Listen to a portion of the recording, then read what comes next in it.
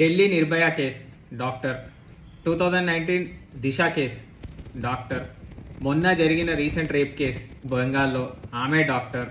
ఈ మూడు nation wide ప్రొటెస్ట్లు ఎందుకు అయ్యాయి? ఒక కామన్ పాయింట్ ఏముంది ఏంటి అంటే వాళ్ళందరూ డాక్టర్స్.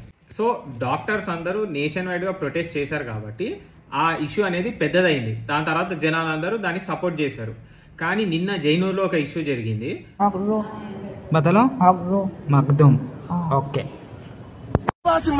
కానీ దానికి పెద్ద రెస్పాన్స్ లేదు. ఎందుకని? ఎవరు పట్టించుకోవట్లేదు, దాన్ని ఎవరు లేపేవాళ్ళు లేరు. ఫస్ట్ డాక్టర్స్ ఇష్యూలో ఏమైంది, వాళ్ళు ప్రొఫెషనల్ కోర్సు కాబట్టి దేశం మొత్తం వాళ్ళు ఇన్ కేస్ స్ట్రైక్ చేసి సర్వీసెస్ అన్ని వాళ్ళు ఆపేస్తే ఎమర్జెన్సీ సర్వీస్ కాబట్టి మళ్ళీ ఇంకా కష్టమవుతుంది అని జనాలకి గవర్నమెంట్ లో కూడా వెంటనే క్విక్ రియాక్షన్ ఇచ్చి ఆ ఇష్యూని పెద్ద చేసి దాన్ని సెటిల్ చేయడానికి ట్రై చేసేది. కానీ డైలీ ఎక్కడో చోట ఏదో ఒక రేప్ కేసెస్ జరుగుతాయి, కానీ ఎవరు దాన్ని అంత పట్టించుకోరు. అట్లీస్ట్ నిన్న ఇది జైనూర్లో ఒక రేప్ కేసు జరిగింది, దాన్ని కూడా వాళ్ళు దాన్ని పెద్ద చేయాలంటే అక్కడ ఎవరు లేరు పాపం వాళ్ళకి పెద్ద చేయడానికి.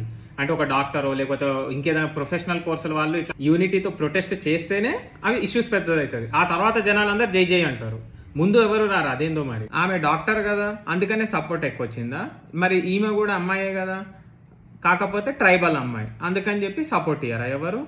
ఇదేమి సెలెక్టివ్ గా ప్రొటెస్ట్ చేయడం? జనాలు కూడా ఆ అమ్మాయికి ఎట్లయితే న్యాయం జరగాలనుకున్నారో డాక్టర్స్ కి, ఈమెకు కూడా సేమ్ అలానే న్యాయం జరగాలని చెప్పి అనుకుంటే బాగుంటది.